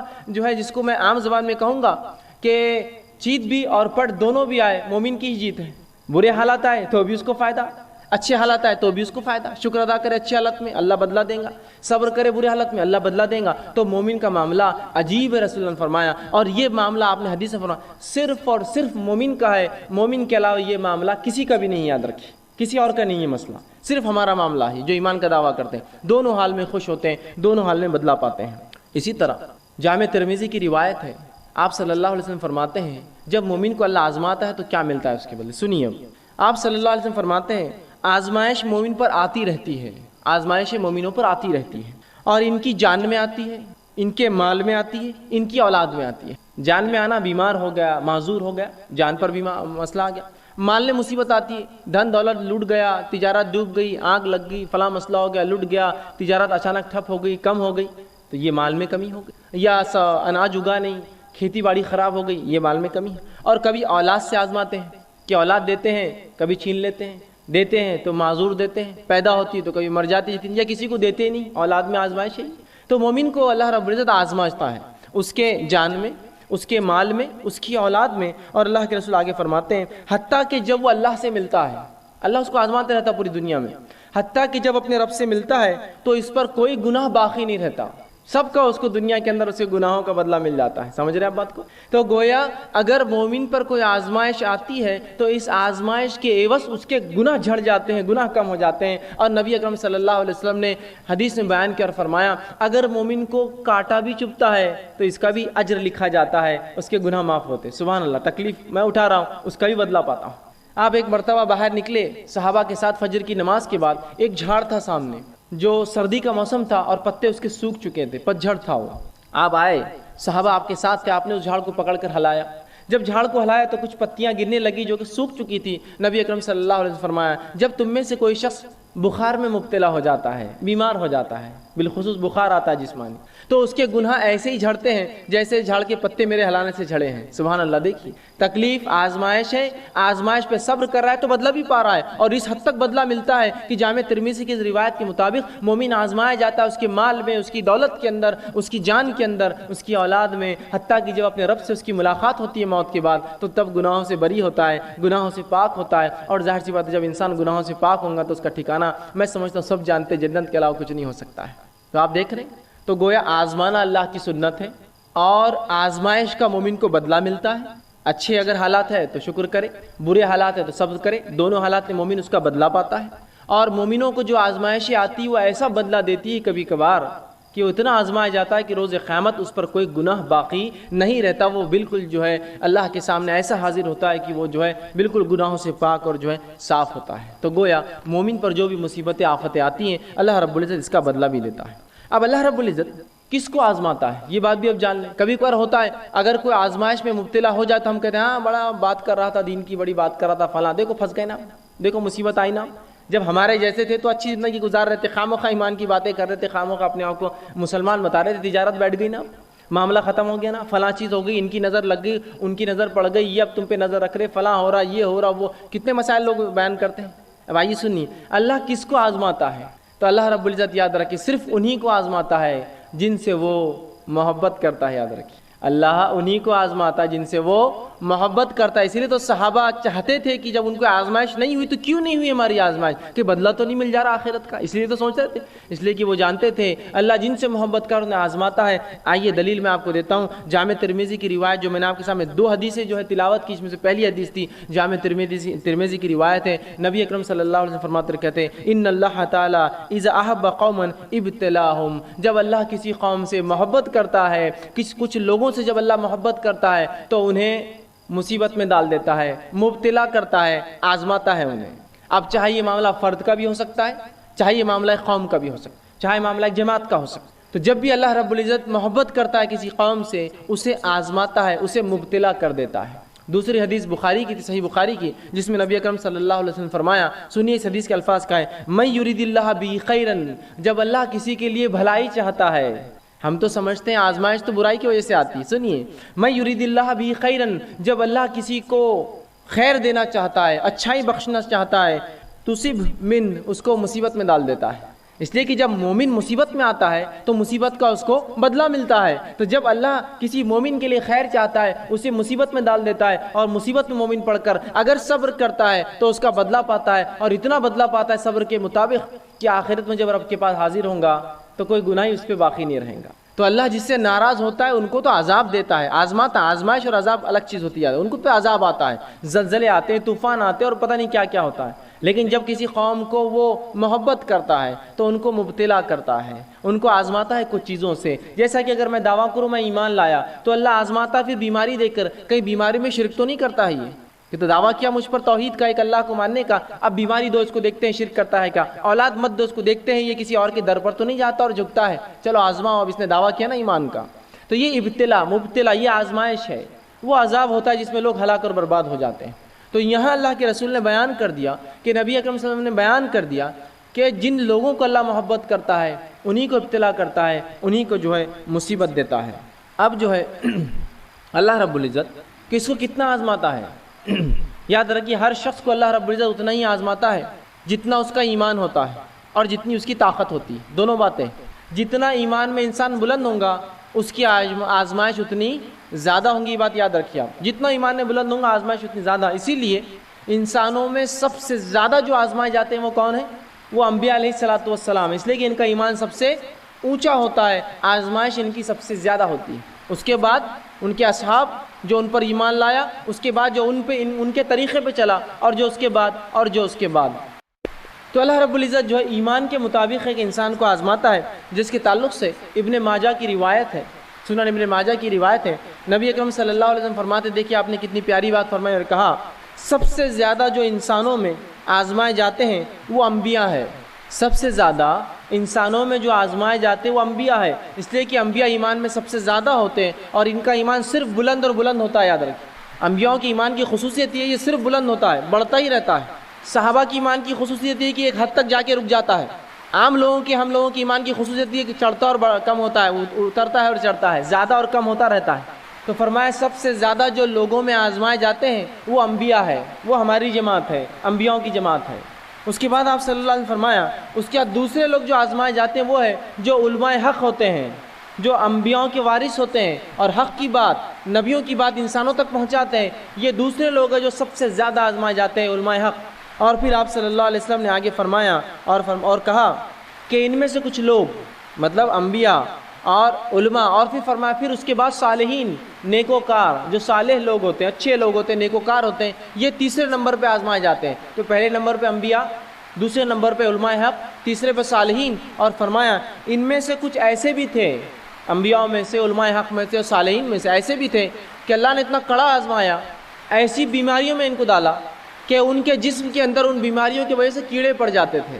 اگر آج کے دور میں کسی انسان کو میں دیکھوں جس کے جسم میں کیڑے پڑ جاتے، میں کہوں گا یہ تو بڑا بدبخت ہوں گا، غلیظ ہوں گا، پتہ نہیں کیا کیا کیا ہوگا۔ میں یہ نہیں سوچوں گا اس کی آزمائش ہے ایمان کے مطابق، وہ آزمائش ہے اس کی۔ تو کہا کچھ ایسے تھے انبیاء اور ایسے صالحین گزرے ہیں، ایسے علماء حق گزرے ہیں جن کو اللہ نے ایسا آزمایا کہ جسم میں بیماری دے دی جس سے ان کے جسم میں کیڑے پڑ گئے، اور فرمایا اس کے بعد اور کچھ کو ایسے آزمایا کہ اتنی غربت دی، جسم سے پہلے آزمایا کیڑے پڑ گئے، ایسی غربت دی کہ پہننے کو ٹاٹ کے کپڑے ہوتے تھے۔ ٹاٹ جو سب سے بدترین، سب سے کھدڑ، سب سے موٹا کپڑا ہوتا ہے جو کوئی پہنتا نہیں ہے، ہوتا ہے نا موٹا کپڑا، تو اتنے غریب تھے مالی اعتبار سے کہ ٹاٹ پہنا کرتے تھے، کپڑے بھی نصیب نہیں ہوتے تھے، ٹاٹ پہنا کرتے تھے۔ اور کچھ تو ایسے تھے، ان میں رسول اللہ صلی اللہ علیہ وسلم فرماتے ہیں کہ جو کچھ غریب اتنے کہ انہوں نے ٹاٹ کا کپڑا پہنتے تھے، لیکن وہ اس حالت میں انبیاء، علماء اور صالحین اس حالت میں اتنے خوش تھے جتنے تم اچھی حالت میں بھی خوش نہیں رہتے ہو۔ یہ انبیاء، صالحین، علماء ایسی حالت میں جب جسم میں وہ کیڑے پڑ گئے ہیں، پہننے غربت سے کپڑے تک نہیں ہیں، اتنے خوش تھے کہ تم مست حالت میں، اچھی حالت میں بھی جتنے خوش نہیں ہوتے ہو، یہ اس سے زیادہ خوش تھے یہ لوگ۔ تو پتہ چلا انبیاء علیہ الصلوۃ والسلام، علماء حق اور نیکوکاروں کا اللہ آزماتا ہے، اور یہ آزمائش میں ان کے لیے مزہ ہے، لطف ہے، اس لیے کہ رسول اللہ نے بیان کر دیا تم جتنے اچھی حالت میں خوش نہیں ہوتے ہو، یہ اس سے زیادہ اس حالت میں خوش تھے جب انہیں اللہ رب العزت نے آزمایا۔ تو آزمائش یاد رکھیے اللہ انہی کے ساتھ کرتا ہے جن سے محبت کرتا ہے۔ ہر آزمائش کے بدلے بدلہ انسان کو بدلہ ملتا ہے، اجر ملتا ہے، اور جتنا زیادہ ایمان اتنی زیادہ آزمائش اور اتنا زیادہ بدلہ بھی ملتا ہے۔ جیسے کہ نبیوں میں جن کو اللہ نے بیماری سے آزمایا، ان میں ایوب علیہ السلام ایک بہت زبردست مثال ہے۔ نبی اکرم صلی اللہ علیہ وسلم فرماتے ہیں ایوب علیہ السلام 18 سال بیمار رہے، اس حد تک بیمار ہوئے کہ جسم سڑ چکا تھا بیماری سے، اور تمام خاندان کے افراد بھاگ گئے تھے چھوڑ کر، سوائے بیوی کے اور 2 رشتہ داروں کے جو روزانہ یا کبھی کبھار آ کر ملا کرتے تھے، باقی سب بھاگ گئے تھے چھوڑ کر۔ جب 18 سال گزر گئے تو وہ جو 2 لوگ ملنے آیا کرتے تھے ان کو شک ہوا، اور دونوں نے ایک دوسرے سے کہا کہیں ایوب نے کوئی بہت بڑا گناہ تو نہیں کیا جو اللہ اتنا اس کو آزما رہا ہے کہ 18 سال سے اس کی بیماری کو شفا نہیں ملتی ہے، وہ بیمار ہے، غربت آ گئی، اس کی اولاد مر گئی، اس کا سب کچھ لٹ گیا اور اس کا جسم تک خراب ہو گیا اور سڑ گیا، تو کہیں ایوب نے کوئی گناہ تو نہیں کیا جو اللہ اس کو اتنا آزما رہا ہے، اتنا تکلیف دے رہا ہے؟ بہرحال وہ یہ بات کرتے ہوئے آ ہی رہے تھے۔ رسول اللہ فرماتے کہ ایوب علیہ السلام جو ہے بیت الخلاء کے لیے گئے، ان کی بیوی ان کے ساتھ تھی۔ جب وہ گئے تو اللہ نے 18 سال بعد ان کی بیماری سے شفا دے دی، شفا یاب ہو گئے، نئی جسم دے دی اور جوان بنا دیا ان کو۔ جب وہ جوان ہو کر بیت الخلاء سے واپس آئے تو ان کی بیوی نے ان کو پہچانا نہیں، پھر تو ان سے پوچھا کہ کیا تم نے اللہ کے نبی ایوب جو بیمار ہے اس کو دیکھا ہے؟ اور دیکھنے دکھانے میں ایوب بالکل تمہارے جیسا دکھتا تھا جب جوان تھا، حالانکہ وہ خود ایوب علیہ السلام تھے۔ تو دیکھیے 18 سال ایوب علیہ السلام کو اللہ رب العزت نے جسمانی بیماریوں سے، مال کی کمی سے، اولاد کی کمی سے آزمایا۔ تو اللہ جن لوگوں کو آزماتا ہے یاد رکھیے ان سے اللہ محبت کرتا ہے، اس لیے آزماتا ہے، اور جتنی آزمائش زیادہ ہوتی ہے اللہ رب العزت اتنا زیادہ انسانوں کو اس آزمائش کے بدلے میں جو ہے بدلہ دیتا ہے، اجر دیتا ہے اور ثواب پہنچاتا ہے۔ کہ اللہ رب العزت جو ہے کتنا آزماتا ہے لوگوں کو، کیا ایسا تو نہیں اللہ مجھے اتنا آزمائیں گا کہ میں جس کو برداشت نہ کر سکوں؟ کہیں ایسا تو نہیں کہ اللہ ہمیں اتنا آزمائیں گا کہ میں برداشت نہ کر سکوں؟ لوگ کہتے ہیں میں بیمار ہوں، یہ برداشت کے باہر ہے، وہ مصیبت برداشت کے باہر ہے، یہ مال کی کمی برداشت کے باہر ہے۔ تو کیا اللہ لوگوں کو ان کے طاقت سے زیادہ آزماتا ہے؟ آئیے سنیے، اللہ رب العزت کبھی بھی انسانوں کو ان کی طاقت سے زیادہ نہیں آزماتا، یاد رکھیں۔ اس لیے کہ اللہ سبحانہ تعالیٰ نے قرآن کے اندر سورہ بقرہ سورہ نمبر 2 آیت نمبر 286 میں فرمایا اور کہا لا یکلف اللہ نفسا الا وسعها، اللہ کسی انسان کو اس کے طاقت سے زیادہ نہیں آزماتا، اللہ کسی نفس کو اس کے طاقت، اس کے برداشت سے زیادہ نہیں آزماتا۔ تو یہ بات طے ہے کہ اللہ سبحانہ تعالیٰ مجھے اور آپ کو ہماری طاقت سے زیادہ نہیں آزمائیں گا، جتنی طاقت ہے، جتنی قوت ہے ہم میں، اتنی ہی صرف ہماری آزمائش ہونے والی ہے، اس سے زیادہ یاد رکھیے میری اور آپ کی آزمائش نہیں ہوتی ہے۔ تو ایک انسان کو جس کو اللہ محبت کرتا ہے آزماتا ہے تو اس کا بدلہ دیتا ہے۔ آزمائش ان کی ہوتی ہے جن سے محبت کرتا ہے، اور اتنا ہی آزماتا ہے جتنی مجھ میں اور آپ میں آزمائش برداشت کرنے کی طاقت ہوتی ہے، اتنا ہی آزماتا ہے۔ تو اگر کوئی انسان بیمار ہے تو یہ بیماری برداشت کرنے کی طاقت تھی تبھی اللہ نے دی۔ کوئی انسان غربت میں ہے، یہ غربت برداشت کرنے کی طاقت تھی تبھی اللہ نے دی، یاد رکھیں۔ کیوں تو اللہ رب العزت کسی پر ظلم نہیں کرتا، یاد رکھیے یہ بات طے ہے۔ اب آئیے آگے ہم دیکھتے ہیں جب ہماری آزمائش ہو، اور ایسی آزمائش جو بھی آزمائش آئے وہ ہم برداشت کر سکتے ہیں، ہم ایسی حالت میں کیا کریں؟ جب اللہ ہمیں آزما رہا ہے تو ہم ایسی حالت میں کیا کریں؟ تو سب سے پہلی چیز، جب بھی آزمائش آئے ہمیں صبر کرنا چاہیے، ہمیں صبر کرنا چاہیے اور اللہ سے توقع رکھنی چاہیے کہ اس آزمائش کے بدلے اللہ ضرور بھی ضرور ہمیں بدلہ دے گا، بہترین اجر دے گا۔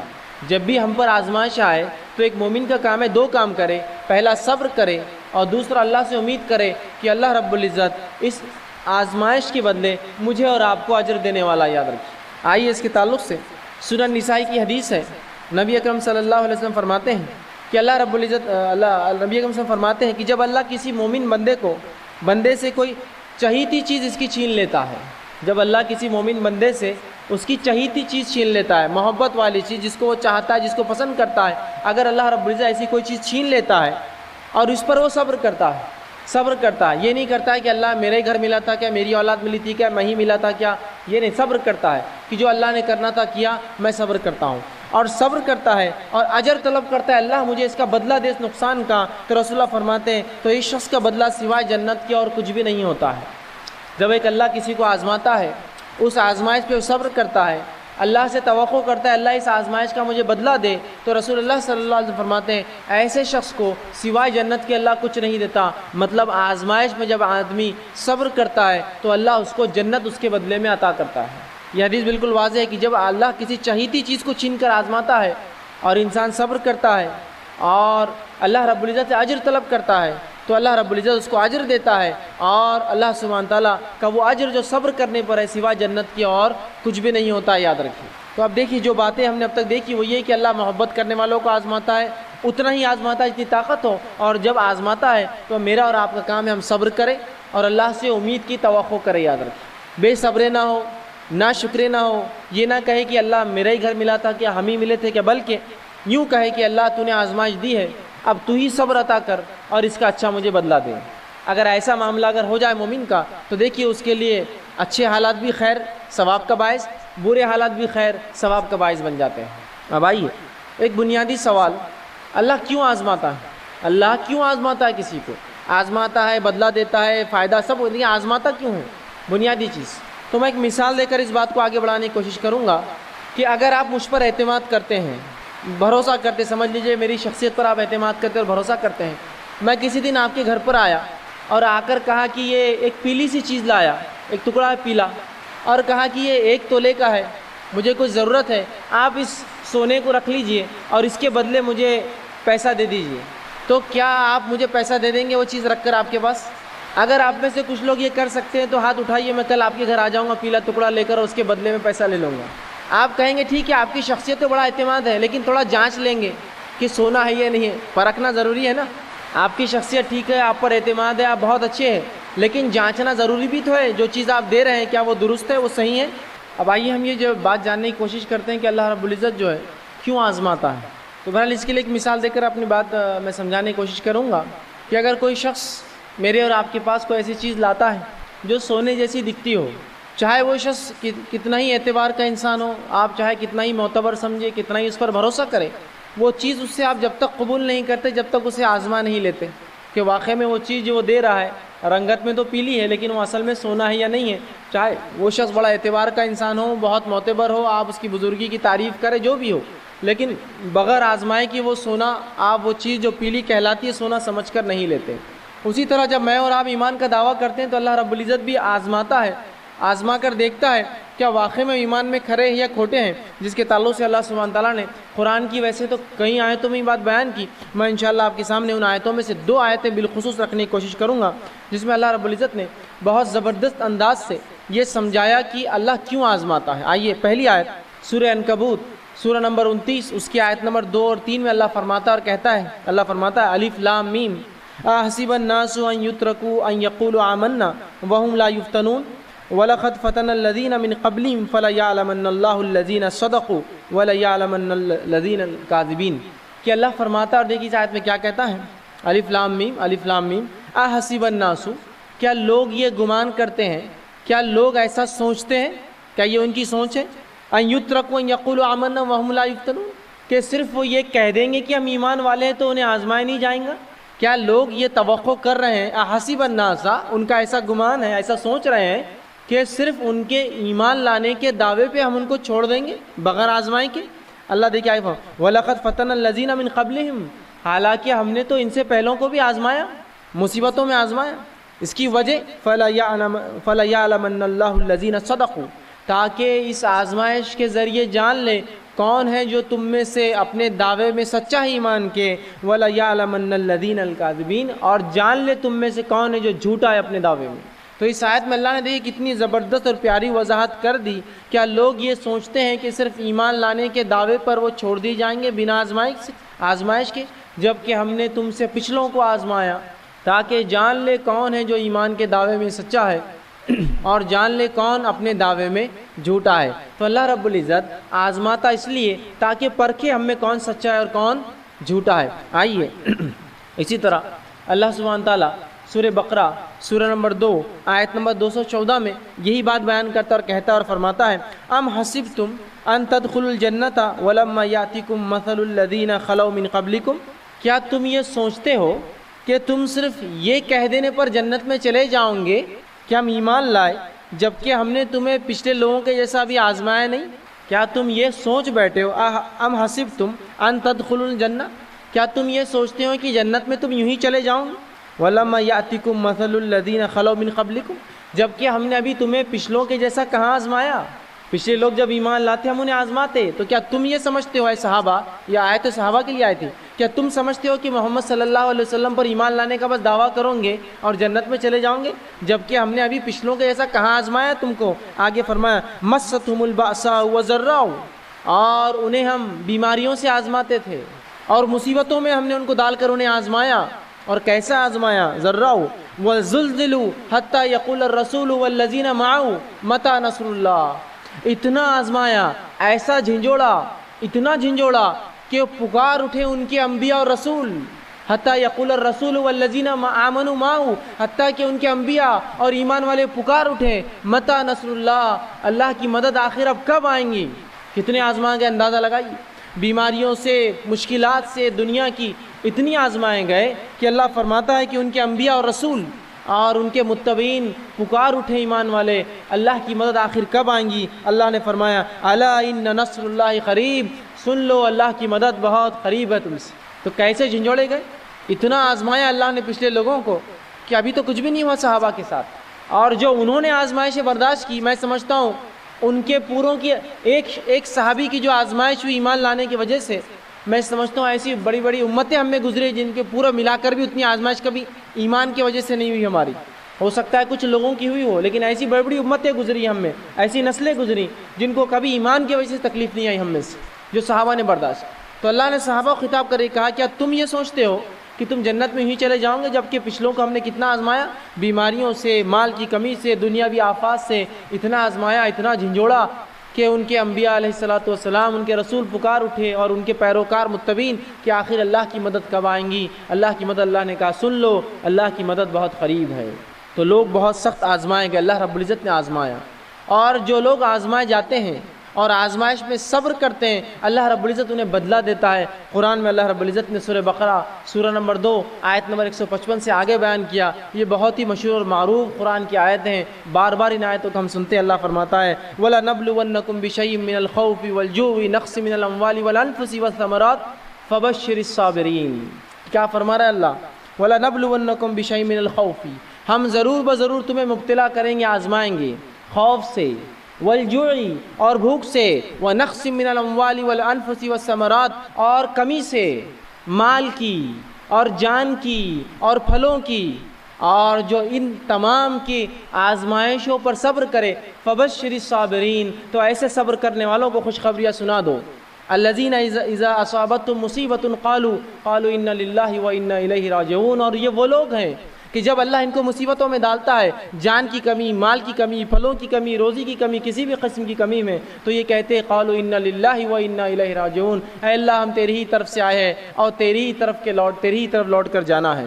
اولئک علیہم صلوات من ربہم ورحمہ واولئک هم المہتدون، اور یہی وہ لوگ ہیں جن پر اللہ کی رحمتیں اور نوازشیں ہو کر رہیں گی، واولئک هم المہتدون، اور اے نبی یہی وہ لوگ ہیں جو ہدایت یافتہ ہے، جو صبر کرے ان تمام تکلیفوں پر۔ تو ان آیتوں میں اللہ رب العزت نے کتنی زبردست بات کہی ہے کہ مومنوں کا شیوا اور طریقہ تو یہ ہے، آزمائش آتی ہے تو صبر کرتے ہیں، چاہے جان پر آئے، مال پر آئے، پھلوں پر آئے، روزی پر آئے، اولاد پر آئے، کسی بھی معاملے نفس پر آئے، یہ صبر کرتے ہیں۔ اور جب بھی کوئی مصیبت آتی تو کیا کہتے ہیں؟ قالوا انا للہ وانا الیہ راجعون، ہم اللہ کی طرف سے آتے اسی کی طرف لوٹ کر جانا ہے۔ ایسے ہی لوگوں پر اللہ کہہ رہا ہے اولئک علیہم صلوات من ربہم ورحمہ، ایسے ہی لوگوں پر اللہ کی رحمتیں اور نوازشیں ہو کر رہیں گی، واولئک هم المہتدون، اور یاد رکھ لو یہی لوگ ہدایت یافتہ ہیں۔ ہدایت پر تو وہی ہے جو آزمائے گئے ہیں۔ تو یہاں بھی دیکھیے آزمائش کو کسوٹی بتایا گیا ہدایت کی، آزمائش کو کسوٹی بتایا گیا ایمان والوں کہ آزمائش کو یہ بات بتائے گی کہ جو آزمایا جائیں گا اس کے اللہ رب العزت جو ہے بہترین بدلہ دیں گا۔ ایک مرتبہ یوں ہوا، نبی